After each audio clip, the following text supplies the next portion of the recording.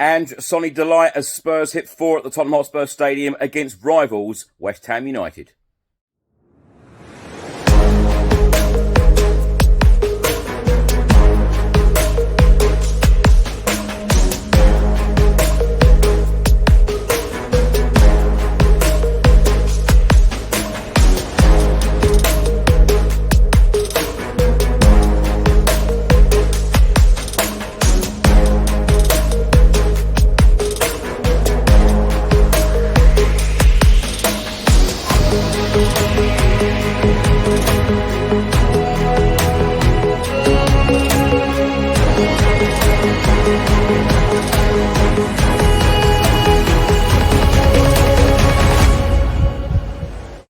Welcome back to the channel. Hope you're all keeping well. This is another edition of Spurs in the Media, where I'll be going through all of today's newspapers, also looking at the player ratings from the game. Tottenham Hotspur 4, West Ham United 1. Now, if you're watching this on YouTube, please do hit that subscribe button, like, share and comment below. And if you listen to this on an audio platform, please do hit that follow button and leave a review if you can. So let's get straight into it, and let's start with a report from the Mail on Sunday today. And the main heading says, Tottenham give emphatic response after Brighton collapse and dish out a hammering. Silence is golden. Son after sealing Spurs 4-1 win. It says here, after a fortnight spent stewing after one of those classic Tottenham collapses, there came this perfect remedy for Ange Postecoglou. 4 goals to inspire his first victory over any of his team's biggest London rivals, an emphatic response to questions about character raised by the manner of that defeat of Brighton, and a second half transformation sparked by a bold sub. In this report, it then goes on to say that the Spurs boss hooked crowd favourite James Maddison with the score level at half-time and sent on the underrated Pape Matar Sarr, which added bite to his midfield, restored a happier balance and delivered an instant impact. Postecoglou after the game said, "We went up a gear second half. We needed more running power in midfield, and Pape has lots of that." So the player ratings today from the Mail on Sunday, they have given goalkeeper Vicario a 6, Pedro Porro a 6, Romero a 6, Van der Ven a 6.5, Udogie a 5.5, Kulusevski star man, man of the match, 8 out of 10, Basuma a 7, James Maddison a 6, Sub Sarr a 7, Brennan Johnson a 6.5, Dominic Solanke a 7, Heung-min Son a 7.5. They have also given Timo Werner sub a 6. Now for a report from the Sunday Times, and it says here, Spurs fight back as Kudus sent off for a kick and 2 slaps. This was another masterpiece of entertaining mayhem from Tottenham Hotspur and a display of integrity and finishing from Son. The match pivoted during an 8-minute spell after the break when the returning Heung-min Son scored 1 and had a hand in 2 other goals. The Sunday Times have also quoted Julian Lopetegui, of course, the West Ham United boss. This is what he had to say after the game. "We mustn't lose our focus and concentration, but after the second goal, we have to be calm and show more personality and character." Now, the player ratings today from the Sunday Times, they have given Vicario a 7, Pedro Porro a 7, Romero a 7, Van der Ven a 7, Udogie a 7, Dejan Kulusevski a 9 out of 10. Yves Basuma a 7, James Maddison a 7, Pape Matar Sarr sub a 6 out of 10, which I think is quite underrated. Brennan Johnson a 7, Dominic Solanke a 7, Heung-min Son an 8. Now, the Spurs-West Ham game is on the front of the goal supplement from the Sun newspaper today. It says here, shoot for the SARS. Super sub Pape gets some sparkling. Tottenham boss Ange Postecoglou sent on Pape Matar Sarr to win the arm wrestle. It's also got a double-page spread from the Sun newspaper today, and it's got this picture here of Kudus putting his arm and hand into Mickey van der Ven's face. It then says here, Hammer House of Horror, lot rocked by second half collapse and Mo meltdown. If only West Ham had shown as much fight as Kudus when it still mattered. Now, the match stats from the game. Tottenham Hotspur had 22 shots to West Ham's 11. Shots on target, Spurs had 7 to West Ham's 4. Possession, Spurs had 58% of the ball to West Ham's 42%.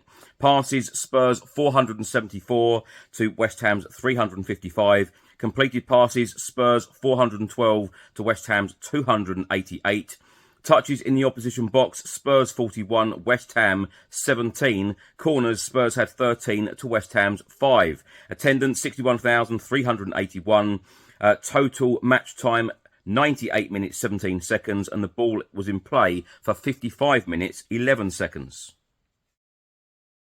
Now for a report from the Sunday Mirror today, and it says here, Ange pleased as punch. Glue gets stuck into celebrations after Derby demolition. Ange Postecoglou very rarely breaks character, but on this occasion he thumped the air with joy. Now, a couple of stats have been published by the Sunday Mirror today. Tottenham have only won more Premier League games against Everton, 31, and Manchester City, 28, than they have versus West Ham, 27. West Ham came from behind to win this fixture 2-1 last season, but have not won consecutive league visits to Spurs since 1966. This was the side's 8th meeting in the first match day after international break, with Spurs winning 5 and drawing 3. Now, the player ratings from the Sunday Mirror today: Vicario, Pedro Porro and Romero all with 7s, Van der Ven and Udogi with 8s, Basuma a 7, Maddison a 6, Dejan Kulusevski, Starman, 9 out of 10, Brennan Johnson and Solanke both with 7s, Heung-min Son with an 8, and subs, Sarr 7, Timo Werner a 6, Bentancur a 7, Richarlison a 6, and Archie Gray a 6. It says here, Starman, Dejan Kulusevski, sparked the Spurs fight back and was brilliant in both attack and defence. And now for a report from the Sunday Express, and my personal favourite, if I'm honest, of any newspaper report today. This wonderful picture of Heung-min Son. Heung-min Son, of course, returned from injury. Skipper shines as hammers thrashed. Ange, Sonny, delight. Now, Tottenham Hotspur boss Ange Postecoglou was very happy with the performance. This is what he had to say in his post-match press conference. Starts off. Must have been delighted with that second. Yeah, no, it was very good. I mean, I think, even the first half, it was we had to work pretty hard as a bit of an arm wrestle. They're a big physical team, and you have to sort of match them in certain areas. Obviously disappointing to concede, but I thought we worked our way back into the game, had some good chances in the first half, and we got our reward for it. And then, certainly second half we went up a gear. Again, I thought our football was excellent, but we did some of that hard stuff we needed to do to sort of gain control, particularly in the midfield area, and I thought that gave us a good platform.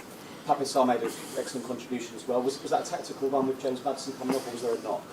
No, I just felt, like I said, we West Ham asked you certain questions in midfield areas, and I just felt Pape's running power would help us in the second half. They obviously worked hard in the first half just to sort of maintain us, and I just thought he could give us some real energy, and I thought he did really well. And like I said, that sort of gave us a platform then to be really sort of threatening every time we went forward and clinical in our football. What about leaders? Dejan Kulusevski is having a brilliant season, isn't he? He's captain Sweden.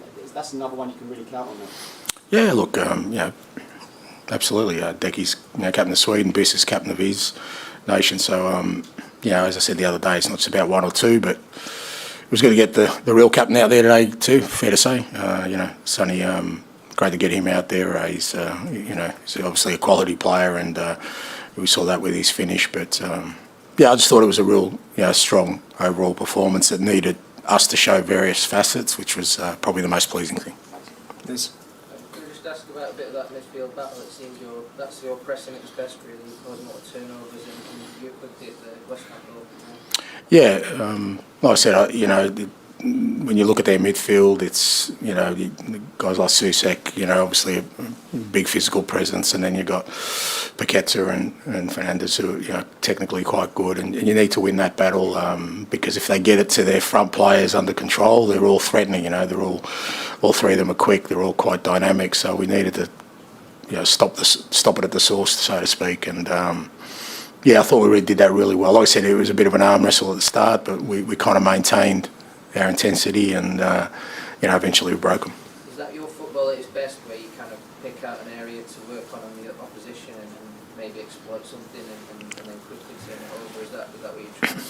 Well, that's part of sort of the evolution of the team and where we want to get to, but it's a little bit of us, like I said, just making sure that, I sort of made it pretty clear about the Brighton game that there's certain principles underpinning our football that allows us to be kind of, the expansive creative team that we are, and that is, some real sort of emphasis on hard work and organisation and discipline, and we had to show both today. I don't think we would have been as dominant, even in the second half, if we didn't have that sort of underpinning of a strong foundation there. Dan. Ange, you said it was an arm wrestle in the first half, it turned into something of a boxing match towards the end. What did you make of what Kudus did in that? Yeah, well, look, I think the referee handled it. I mean, look, players obviously frustrated out there, and I'll let the sort of referees kind of deal with that. No. Is a derby win important for you? Because before today you haven't beaten West Ham, Chelsea or Arsenal. I guess so, mate. When you put it in that sort of frame of reference, it's important for our fans for sure. Because I think these are the games they want to feel good about and win. Obviously, personally for me, any game we win, I get equal joy out of, as I've always said. But I think, like I said, part of kind of the momentum we built in that second half came through the energy that the kind of supporters gave us, especially after we got the second goal. You could really feel the atmosphere in the stadium lift, and that kind of pushed us along. And, we had a sort of 15-20 minute spell where we were outstanding. So, it kind of goes hand in hand. We need the support, especially here at home, to provide that. But for them to provide that, we've got to give them something in return. So, today's hopefully a little bit of a sort of a reward for our fans. George. And was that a big day for Destiny? Because I guess he would have been a bit disappointed with the goal, but he bounced back really well, and it felt like the Destiny of last season.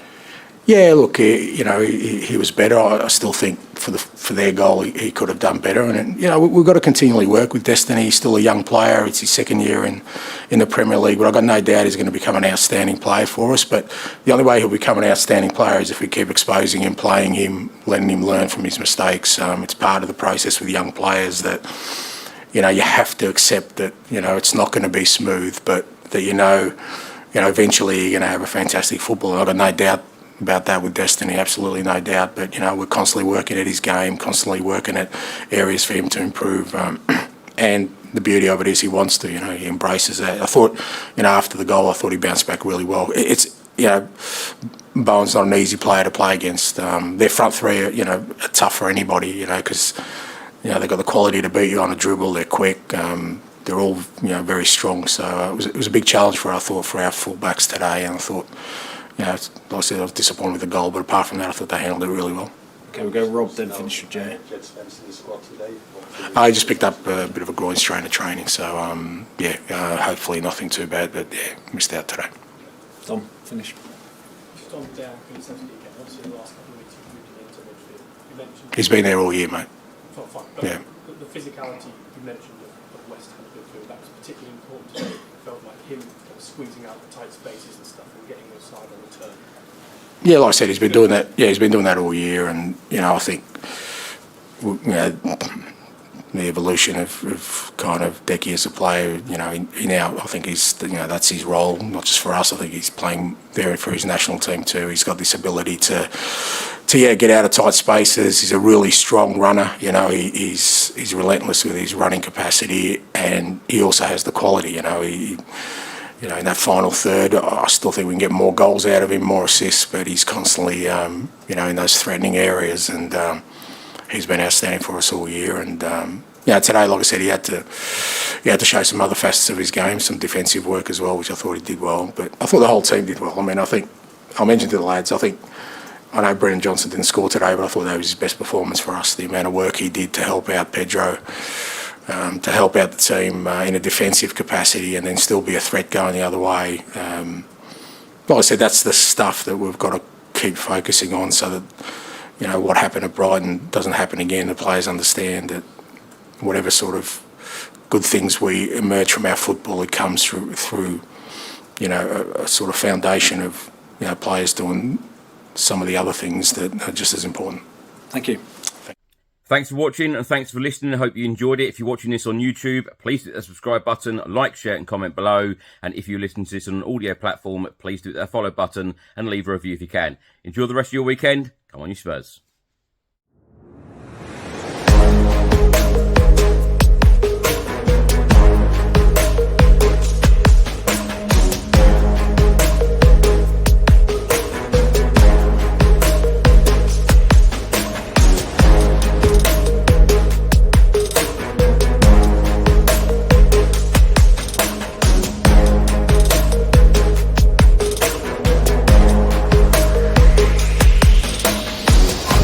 Thank you.